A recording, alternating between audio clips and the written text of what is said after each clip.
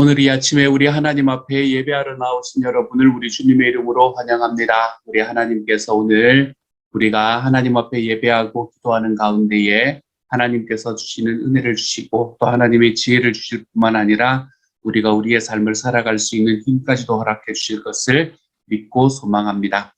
사랑하는 하나님, 오늘 하루 살아갈 때 우리 주님께서 우리에게 주시는 능력으로 일어설 수 있는 하나님의 사람이 될 수 있게 하여 주옵소서. 다른 어떤 것도 우리의 삶에 우리가 일어날 수 있을 만한 충분한 능력을 주지 못할 때에 예수의 이름이 우리가 다시금 일어설 수 있는 능력을 허락하는 하나님, 그러한 경험을 할 수 있도록 주님께서 도와주옵소서. 성령 하나님께서 은혜 더하여 주셔서 우리가 정말 우리 주님의 이름으로 일어설 수 있고 우리 주님의 능력으로 일어설 수 있는 하나님의 사람이 되도록 주여 도와주옵소서. 모든 말씀을 우리 주님 예수님 이름으로 기도드립니다. 아멘. 하나님께서 오늘 우리에게 주시는 말씀은 에스라 4장 1절부터 10절까지의 말씀입니다. 4월 4일에 4장의 말씀을 보내요. 에스라 4장 1절부터 10절까지의 말씀 우리 같은 목소리로 한번 읽어보도록 하죠. 같이 읽습니다. 시작. 사로잡혔던 자들의 자손이 이스라엘의 하나님 여호와의 성전을 건축한다 함을 유다와 베냐민의 대적이 듣고 스룹바벨과 족장들에게 나와 이르되 우리도 너희와 함께 건축하게 하라.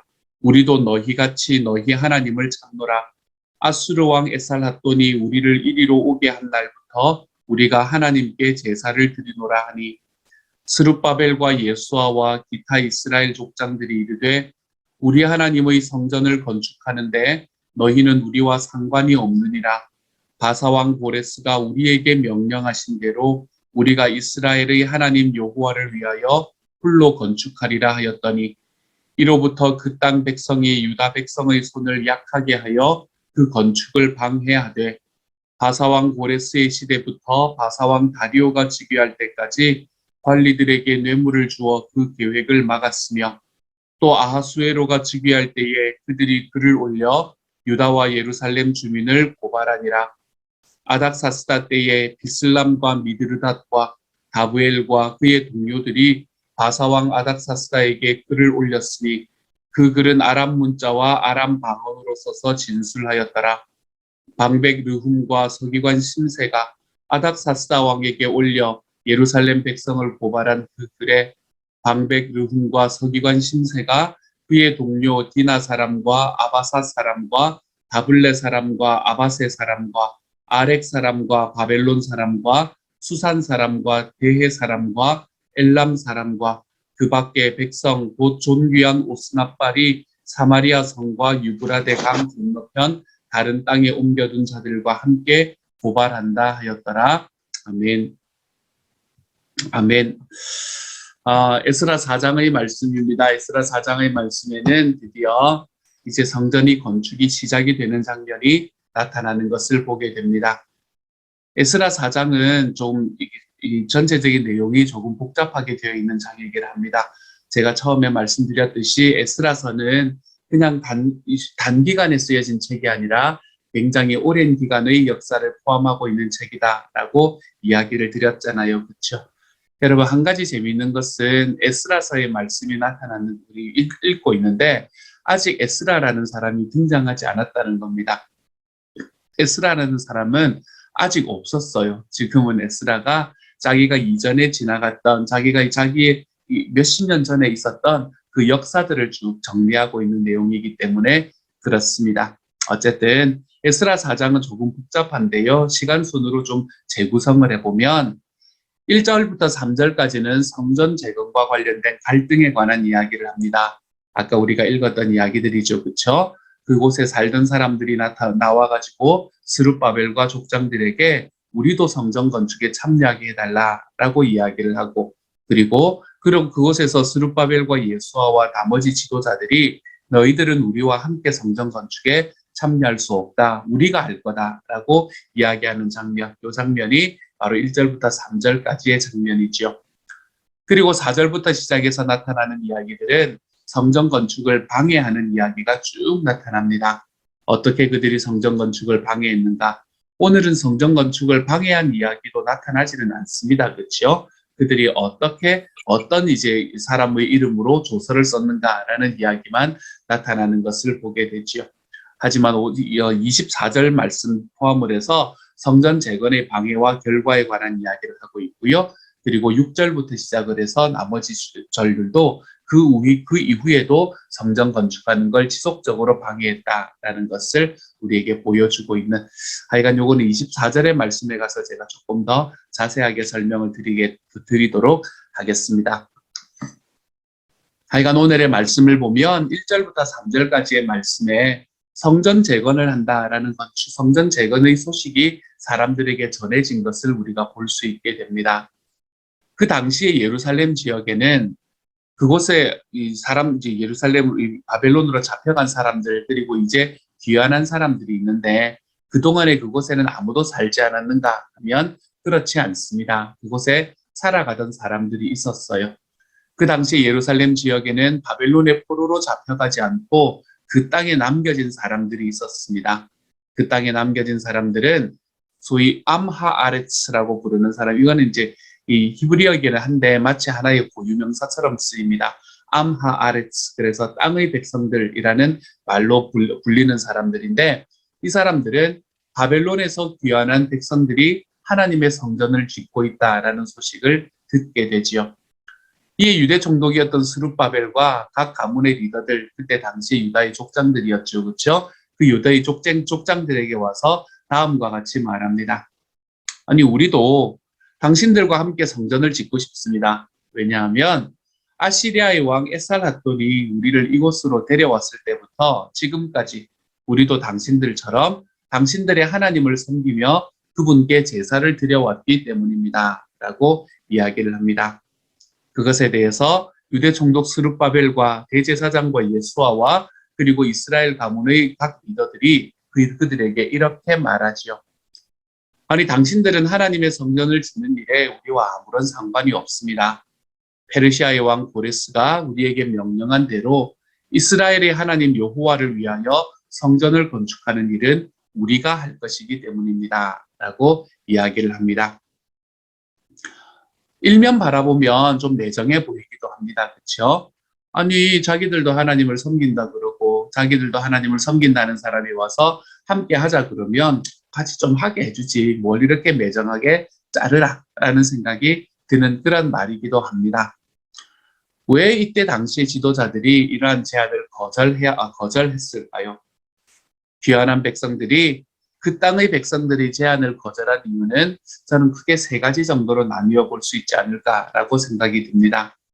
먼저 첫 번째로 민족의 동질성 문제 때문에 그랬던 것 같아요. 2절에서 바라보면 소위 여기서 그 땅의 백성들이 말했던 이 에살핫돈이라는 사람은 아시리아의 왕이다 라고 이야기를 하잖아요. 그렇죠? 이 아시리아는 민족적인 동질성을 무너뜨리기 위해서 혼혈족을 만드는 정책을 펼친 사람이 바로 이 에살핫돈이라는 사람이었습니다. 혼혈 정책이 뭔가 하면 자신들이 정복한 지역의 거주민들을 강제 이주시켜서 서로 섞이도록 만드는 거예요. 이에 따라서 북이스라엘 사람들 중에 많은 사람들이 다른 지역으로 옮겨졌고 다른 지역에 있던 거주민들이 북이스라엘 지역으로 이주되었습니다. 결국 북이스라엘은 이 이방인들과 섞여서 혼혈족이 되는데 시간이 굉장히 빨리 걸리는 그런 결과를 낳게 되었지요. 그래서 지금 여기에서 이 귀환한 백성들에게 반대하고 있는 이 땅의 백성들 중에는 이렇게 혼혈족이 된 이들의 후손과 바벨론의 포로로 잡혀가지 않은 사람들이 함께 섞여 있었습니다. 그렇기 때문에 이제 막 이 바벨론에서 자기의 민족적인 그 순혈주의, 정통주의를 지키고 있던 사람들이 이 민족적인 동질성의 문제로 인해서 이들을 받아들이지 않았던 것 같아요. 민족적인 동질성 문제만 있었다면 좀 많이 독선적으로 보일지 모릅니다. 하지만 두 번째로 이들에게 있어서 저는 이게 더 중요하다고 생각을 하는데요. 두 번째로는 무엇이 있었을 건가 하면 혼합주의적인 신앙, 이것들이 이 귀환한 백성들이 이 땅의 백성들을 막아내는 이유였을 겁니다. 이들이 혼혈족이 되어서 민족적인 순수성을 잃은 것도 있었지만 하나님과 우상을 동시에 섬기는 혼합주의, 이런 혼합주의적인 형태의 신앙이 되었다는데 더 큰 문제가 있습니다. 귀환한 백성들에게는 혼합주의적인 행태의 신앙을 매우 위험하게 여기는 그런 마음이 있었어요. 그 이유가 무엇인가 하면 그들이 조상들이 바벨론에 끌려간 원인이 하나님과 더불어 우상을 함께 섬겼기 때문이다라는 것을 그들이 알고 있었기 때문이지요. 따라서 귀환한 백성들 입장에서는 하나님과 우상을 겸하여 섬기는 이들과 함께 성전을 짓는 일은 상상할 수가 없는 일이었습니다. 또다시 심판받을 수 있는데 그들과 어떻게 연합할 수 있었겠습니까? 이런 정치적인 문제 그리고 또 이 종교적인 문제를 넘어서서 세 번째로는 경제적인 문제도 그들과 함께 이들의 결정에 영향을 미치게 됩니다. 땅과 관련된 문제가 영향을 미치게 되었어요. 그 땅의 백성들과 귀환한 백성들, 이 둘 사이에는 땅과 관련된 문제가 놓여져 있었습니다. 이스라엘 백성들이 바벨론의 포로로 끌려갔을 때 바벨론의 느부갓네살 왕은 그 땅에 남겨진 사람들에게, 소위 그 땅의 사람들에게 영토를 분배해 주었지요. 원래 가나안 땅은 약속의 땅입니다. 이것을 약속의 땅이라고 부르는 이유는 하나님께서 아브라함에게 주시겠다고 약속하셨고 출애굽한 그의 자손들에게 주셨기 때문입니다. 이스라엘 백성들은 땅을 소유한다는 것, 이것을 단순히 땅을 가졌다라는 것이 아닌 하나님의 언약 백성이 되었다라는 것으로 이해하곤 했었지요. 이것을 반대로 이야기하면 땅을 가짐으로써 하나님과 약속이 있는 백성이 되었다면 땅을 잃어버리게 되면 하나님의 언약 백성으로서의 지위를 박탈당하게 되었다라는 것과 동일한 의미였습니다. 그렇기 때문에 땅은 그냥 경제적인 의미만을 가지는 게 아니었어요. 경제적인 의미를 넘어서 매우 중요한 신앙적인 의미를 가지고 있었습니다. 그런데 바벨론 포로에서 돌아와 보니까 황당한 일이 벌어져 있는 거예요. 물론 그 땅의 백성들이 사람들이 많지는 않았겠지만 어쨌든 그 땅의 백성들이 과거 느부갓네살에 의해서 받은 땅을 자기의 소유라고 주장하고 있는 겁니다. 국가의 법에 따르면 이들의 주장은 틀리지 않았습니다. 하지만 포로에서 귀환한 백성들의 입장에서는 땅을 포기할 수가 없었었지요. 만약에 땅을 찾지 못한다면 하나님의 언약에서 제외되는 매우 심각한 상황이었던 겁니다. 이 땅의 백성들이 함께 성전을 건축하려고 했던 이유는 바로 여기에 있습니다. 만약 하나님의 성전을 함께 건축하게 되면 자신들도 하나님의 백성임을 인정받게 되고 그렇게 되면 자기들이 소유하고 있는 땅도 합법적인 소유물이 될 수 있기 때문이지요. 이 귀환한 백성들이 왜 그 땅의 백성들의 이 함께 성전을 짓자라는 이 제안을 거절했는가? 그들은 육체적으로는 민족적인 동질성을 잃어버렸고 신앙적으로는 혼합주의적인 신앙에 물들어 있었고 정치 경제적으로는 땅을 되찾는 문제가 맞물려 있었습니다. 이와 같은 여러 가지 이유들로 인해서 귀환한 백성들은 그 땅의 백성들의 요구들을 거절하게 되지요. 이렇게 거절했더니 결과가 어떤 결과가 나타났는가?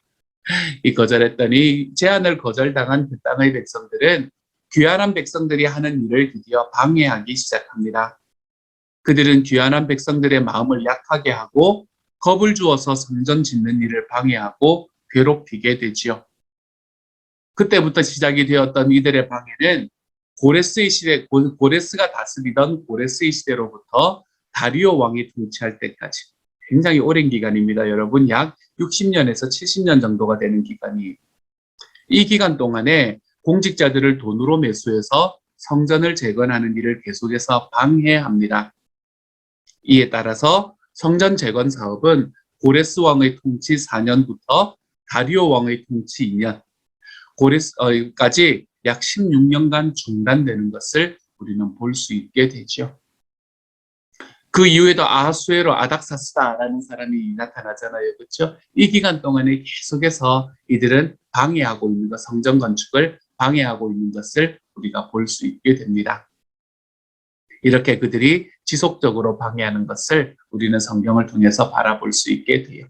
하지만 이런 모든 방해 공작을 뚫고 결국 성전은 완성되게 되는 것을 우리는 말씀을 통해서 알 수 있게 되죠. 하나님께서 학개와 스가랴라는 선지자를 딱 세우셔서 성전 건축을 독려하시면서 그러면서 백성들이 하나님의 성전을 건축하게 하는 곳까지 가는 것을 우리는 성경을 통해서 함께 볼 수 있게 될 겁니다. 저는 오늘의 이 말씀을 통해서 이때 당시에 이처럼 혼합주의적인 종교의 형태 그리고 사람들을 유혹하는 그런 유혹의 마음으로 이 하나님의 공동체 안으로 들어오려고 하는 이 세력들이 그때만 있었는가라는 생각을 제 마음에 해보게 되었습니다. 그때만 있었던 게 아닌 것 같아요. 요즘에도 열심히 활동을 하고 있다고 들었습니다. 신천지.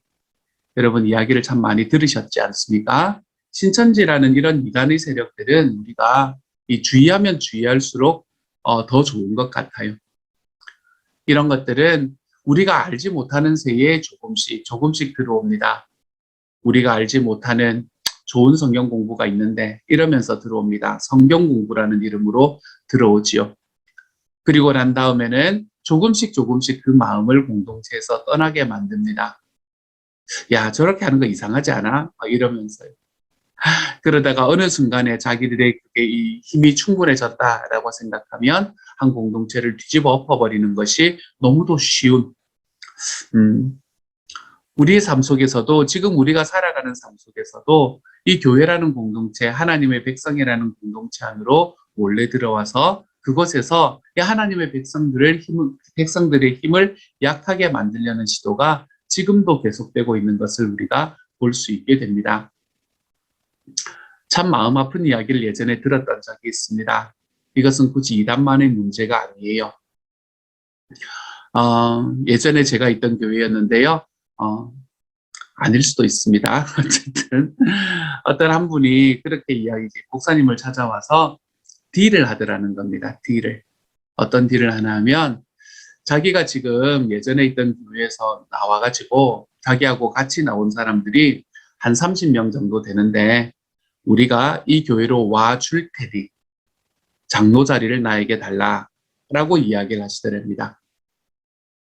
굉장히 강직한 목사님이셨거든요. 이 목사님이 말도 안 되는 소리 하지 마라 라고 이야기를 했더니 이분이 왜 이런 그거를 거절하냐 뭐 이런 마음, 이런 눈빛으로 목사님을 떠나가는 그러한 이야기, 이제 그 스토리를 저에게 그때 해주시면서 세상에 이상한 사람들 많습니다. 조심하셔야 돼요. 라고 이야기를 하시는 것을 제가 기억합니다. 교회 공동체, 교회 안에 정말 조용히 들어와서 또는 교회 안에서 정말 이 혼합주의적인 신앙으로 또한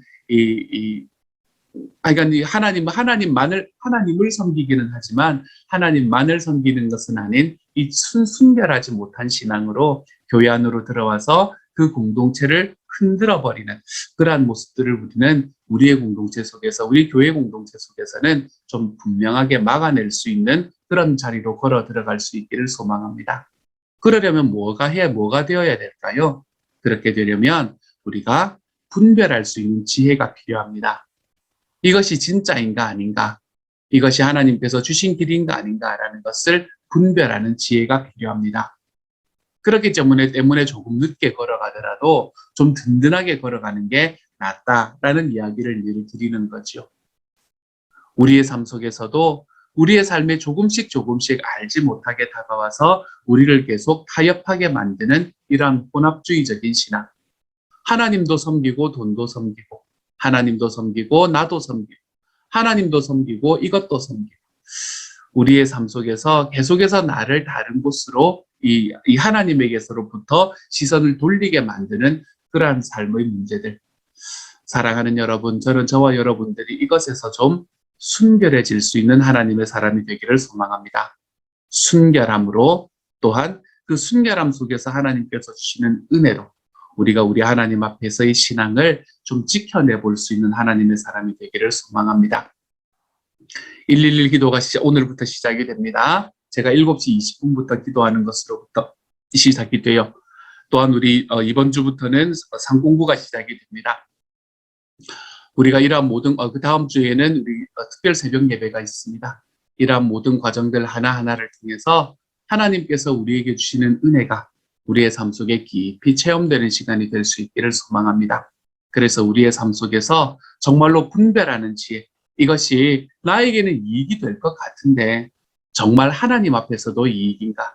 이것을 우리가 좀 분별하는 지혜를 가져서 우리 하나님께서 우리에게 주시는 그 신앙적인 순결한 길, 하나님 앞에 순수한 신앙의 길로 우리가 한 걸음씩 좀 내어디뎌 볼 수 있는 하나님의 사람들이 다 되어갈 수 있기를 우리 주님의 이름으로 축복합니다. 이 시간 우리 하나님 앞에 같이 한번 기도하며 나아가기를 원합니다. 하나님 앞에 같이 한번 기도하며 나아갈 때 주님, 우리의 삶 속에 제가 분별할 수 있는 지혜를 허락하여 주십시오. 이것이 정말 하나님께서 나에게 주신 길인가? 하나님께서 나에게 주신 길인가? 아니면 내가 타협하고 있는 길인가? 라는 것을 분별하는 지혜를 주십시오. 그래서 이것과 저것 함부로 섞어버리며 나의 신앙, 나의 하나님을 만들어내는 것이 아니라 정말 살아계신 하나님 앞에 순결함으로 내가 걸어 들어가 볼 수 있는 하나님의 사람이 되도록 나를 도와주십시오. 우리 교회 공동체도 그렇게 하나님 앞에 정직한 공동체가 되게 하여 주십시오. 이 시간 같이 한번 기도하며 나아갑니다. 함께 기도합니다. 사랑하는 하나님, 이단이 받으실 것입니다. 주님, 이단도 표기 때문에 하나님 정치인들에 의해서 보호받는 주님, 그런 시기가 지금 우리의 시기에 다가왔습니다. 사랑하는 하나님, 더욱 심해질 것 눈에 보입니다. 사랑하는 주님, 하나님께서 은혜를 주셔서 하나님, 이러한 시기일수록 더욱 우리가 하나님 앞에 신앙의 순결함을 지켜야 주십시오. 말씀과 기도로 주님, 하나님께서 예수님께서 이 땅에 처음 세우신 교회였습니다. 주님이여, 말씀이라면 무엇이라고 하실까? 라는 하나님 분명한 질문 속에 하나님 우리가 한 걸음씩 걸어 들어갈 수 있게 하여 주셔서 주님께서 우리에게 주시는 큰 은혜를 하나님 삶의 순간순간 경험하면서 살아가는 부족함이 없는 하나님의 사랑으로 주시고 함께하여 주시기를 소망합니다. 사랑하는 하나님, 하나님께서 은혜를 더하여 주시고 하나님께서 능력을 더하여 주시옵소서. 우리 살아계시는 주님의 은혜와 하나님의 사랑이 하나님 우리의 마음에 깊이 채워져 주님, 정말로 진짜 하나님께서 우리에게 주시는 것입니다. 주님 분명히 붙잡을 수 있는 지혜를 하나님께서 허락하여 주시고 하나님이여 분별할 수 있는 지혜, 우리 주님의 뜻이 무엇인지를 분별하는 지혜를 주셔서 하나님 나의 이익이 아니라 주님의 소원이 하나님이 우리가 한 걸음씩 걸어 들어가 볼 수 있는 하나님의 방법을 붙잡을 수 있도록 주님께서 도우시고 함께하여 주셔서 감사를 드리며 예수님 이름으로 기도합니다. 아멘. 사랑하는 하나님 감사합니다. 이 땅을 살아가며 나의 이익을 위해서 선택하는 것을 넘어서 우리 주님의 소원을 위해서 선택해 볼 수 있는 하나님의 사람으로 걸어갈 수 있도록 저희에게 지혜를 허락하여 주옵소서. 분별하는 지혜를 허락하여 주옵소서. 우리가 그렇게 하나님의 말씀이 어디에 있고 주님의 능력이 무엇인지를 분별하는 지혜를 가져서 하나님이여 정말 우리 살아계시는 하나님의 크신 은혜가 우리의 삶과 가정에 깊이 체험되는 오늘 하루가 될 수 있도록 하나님 도와주시고 우리의 신앙이 하나님 앞에 좀 더 단순해질 수 있도록 주님 붙잡아 주옵소서. 말씀대로 주님 이렇게 살아가 볼 수 있는 하나님의 사람이 되도록 주여 도와주옵소서. 모든 말씀 우리 주님 예수님 이름으로 기도드립니다. 아멘. 하늘에 계신 우리 아버지여, 이름이 거룩히 여김을 받으시오며 나라의 임하옵시며 뜻이 하늘에서 이룬 것 같이 땅에서도 이루어지이다. 오늘날 우리에게 일용할 양식을 주옵시고 우리가 우리에게 죄 지은 자를 사하여 준 것 같이 우리 죄를 사하여 주옵시고 우리를 시험에 들게 하지 마옵시고 다만 악에서 구하옵소서. 대개 나라와 권세와 영광이 아버지께 영원히 있사옵나이다. 아멘.